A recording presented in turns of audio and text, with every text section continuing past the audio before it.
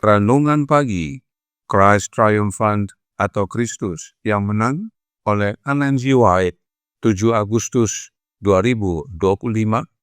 Mari kita berdoa. Bapa kami yang di sorga, Allah pencipta langit dan bumi, laut dan segala isinya, Allah yang maha besar, maha kuasa, satu-satunya Allah yang benar, yang kami sembah selalu melalui anak-Mu yang tunggal, Yesus Kristus. Terpujilah Yesus, anak Allah yang maha tinggi, yang adalah satu-satunya jalan dan kebenaran dan hidup bagi kami.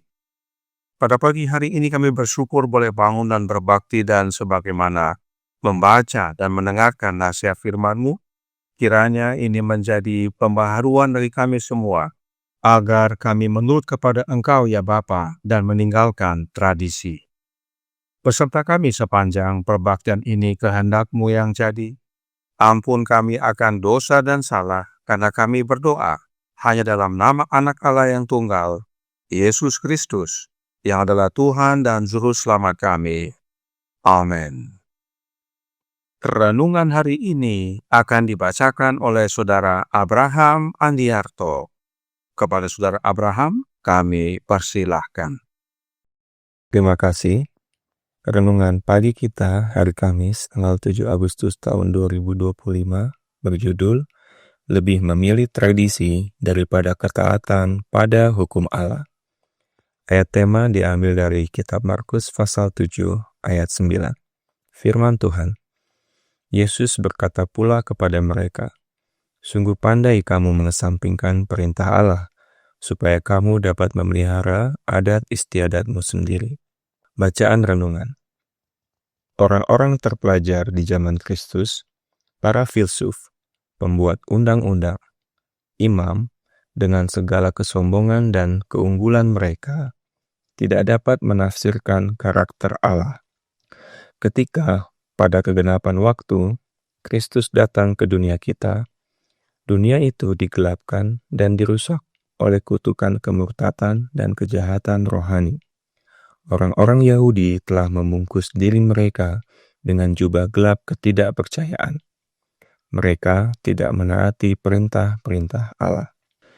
Mereka yang Ia ajak bicara menganggap diri mereka lebih tinggi dari semua bangsa lain. Bagi mereka, mereka dengan bangga menyombongkan diri, menganggap telah dipercayakan firman Allah.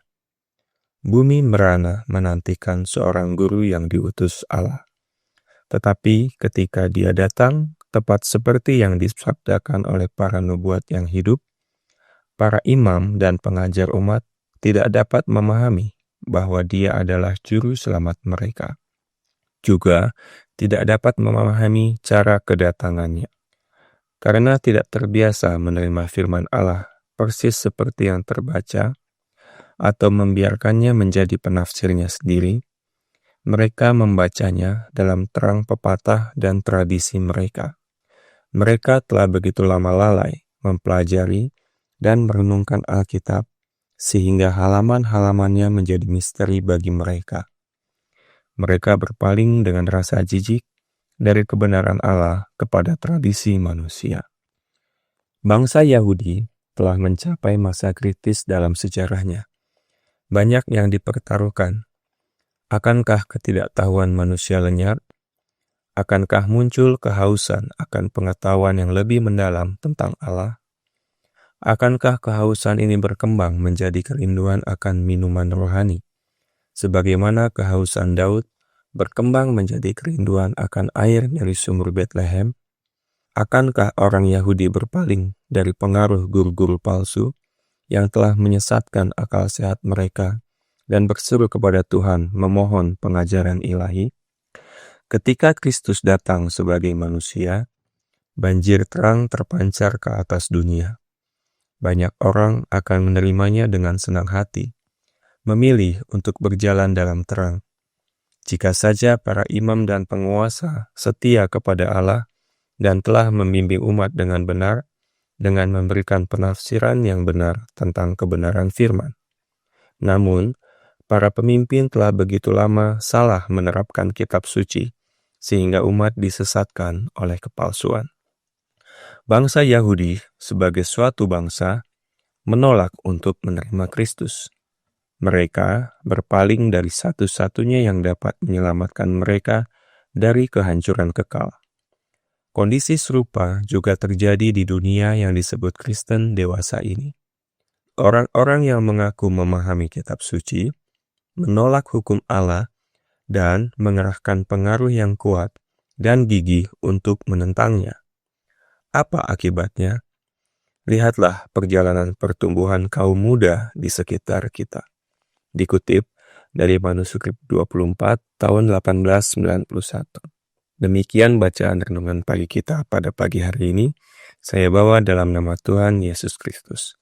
Tuhan Yesus memberkati kita semuanya. Terima kasih atas penatelanan Saudara Abraham. Tuhan Yesus memberkati. Selamat pagi saudaraku dalam Tuhan. Perhatikan apa yang Roh Nubuat sampaikan berikut ini dalam The Desire of Ages halaman 242 paragraf 1. Kebenaran tidak populer di zaman Kristus. Kebenaran juga tidak populer di zaman kita. Kebenaran telah tidak populer sejak setan pertama kali membencinya dengan menyajikan dongeng-dongeng yang mengarah pada peninggian diri. Bukankah saat ini kita menjumpai teori dan doktrin yang tidak berdasar pada firman Allah? Manusia berpegang teguh pada teori dan doktrin tersebut, seperti halnya orang Yahudi berpegang teguh pada tradisi mereka. Ada hubungan ajaran tradisi dengan meninggikan diri, sebab bukan kebenaran Allah yang utama, tetapi ajaran manusia. Sampai-sampai Roh Nubuat menuliskan yang berikut ini dalam Counsels on Sabbath Schoolwork halaman 47 paragraf 1 yang berbunyi, mereka, yaitu orang Yahudi, begitu jauh terpisah dari hikmat Allah sehingga ketika Sang Guru Agung, Yesus, Sang Penebus dunia muncul, mereka berteriak, "Enyahkan Dia." Tradisi manusia lebih dihormati daripada perintah-perintah Allah. Praktek-praktek palsu dan rekayasa manusia telah menggantikan ajaran Allah yang murni. Orang Yahudi lebih memilih tradisi mereka daripada menerima Yesus Kristus, Sang Kebenaran. Bahkan, demi mempertahankan tradisi mereka, orang Yahudi membunuh Yesus. Sebab yang namanya tradisi berhubungan dengan peninggian diri. Itu sebabnya Roh Nubuat menambahkan dalam Sabbath School Worker tanggal 1 April tahun 1889 paragraf 9 yang berbunyi, ketika Kristus datang ke dunia untuk mencontohkan agama yang sejati dan untuk meninggikan prinsip-prinsip yang seharusnya mengatur hati dan tindakan manusia, kepalsuan telah begitu dalam merasuki mereka yang telah memiliki terang yang begitu agung, sehingga mereka tidak lagi memahami terang itu dan tidak memiliki kecenderungan untuk meninggalkan tradisi demi kebenaran. Mereka menolak guru sorgawi, mereka menyalibkan Tuhan yang mulia, agar mereka dapat mempertahankan adat istiadat dan ciptaan mereka sendiri. Inilah buktinya bahwa orang Yahudi lebih mempertahankan tradisi mereka daripada menerima Kristus yang adalah kebenaran. Oleh karenanya, renungan hari ini berkata dalam Christ Triumphant halaman 226 paragraf 3. Mereka yang ia ajak bicara menganggap diri mereka lebih tinggi dari semua bangsa lain. Bagi mereka, mereka dengan bangga menyombongkan diri menganggap telah dipercayakan firman Allah. Bumi merana menantikan seorang guru yang diutus Allah. Tetapi ketika dia datang, tepat seperti yang disabdakan oleh para nubuat yang hidup, para imam dan pengajar umat tidak dapat memahami bahwa Dia, yaitu Yesus, adalah juru selamat mereka. Juga tidak dapat memahami cara kedatangannya. Karena tidak terbiasa menerima firman Allah persis seperti yang terbaca, atau membiarkannya menjadi penafsirnya sendiri. Mereka membacanya dalam terang pepatah dan tradisi mereka. Mereka begitu lama lalai mempelajari dan merenungkan Alkitab sehingga halaman-halamannya menjadi misteri bagi mereka. Mereka berpaling dengan rasa jijik dari kebenaran Allah kepada tradisi manusia. Dan hal ini masih terjadi sampai sekarang.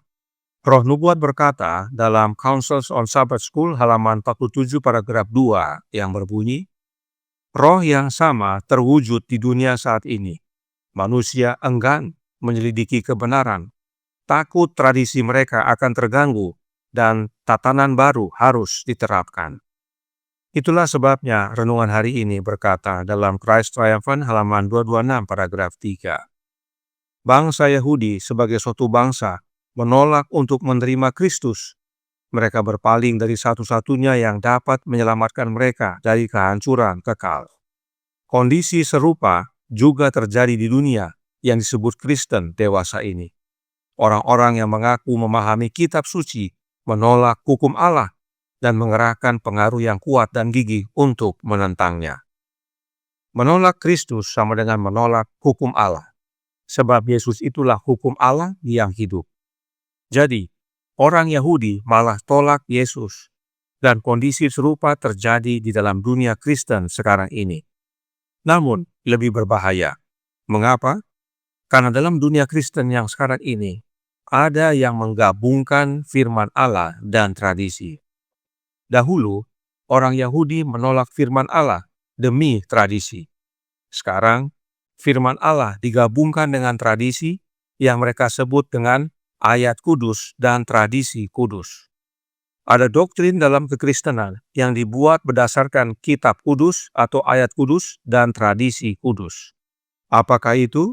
Silakan saudara selidiki. Dan doktrin tersebut sudah masuk ke dalam gereja Advent. Saudaraku dalam Tuhan, Roh Nubuat berkata dalam manuskrip 96 tahun 1899 paragraf 4 yang berbunyi, Kristus adalah pusat dari semua doktrin sejati. Semua agama sejati ditemukan dalam firman-Nya dan dalam alam. Dialah yang menjadi pusat harapan kita akan kehidupan kekal, dan guru yang belajar darinya menemukan tempat berlabuh yang aman. Doktrin sejati itu bukan perpaduan kitab kudus atau ayat kudus dan tradisi kudus, tetapi berpusat hanya dan pada Kristus saja.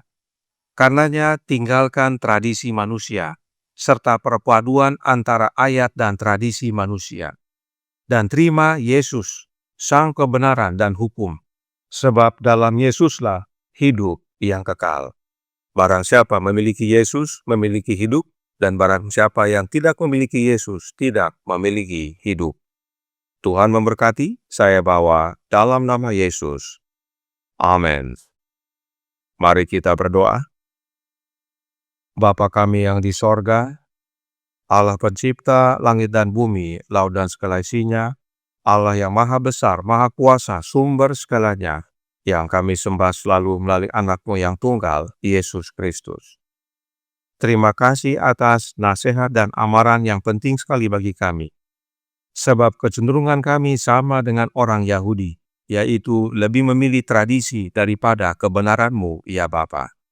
Bahkan kami tidak jarang rela membunuh kebenaran demi mempertahankan tradisi kami. Karenanya tolong kami, ya Bapa. Karuniakanlah roh anak-Mu dalam hidup ini, dan biarlah kami semua yang percaya membuka hati, sehingga Kristus yang adalah Sang Guru, Kristus yang adalah kehidupan, boleh hadir dalam hidup kami, berkuasa dalam hati masing-masing kami. Dan biarlah Dia menuntun kami dalam seluruh kebenaran, sehingga kami dapat melihat kebobrokan daripada tradisi dan meninggalkannya, dan terlebih percaya dan menerima Kristus, sebab menerima Kristus memiliki hidup.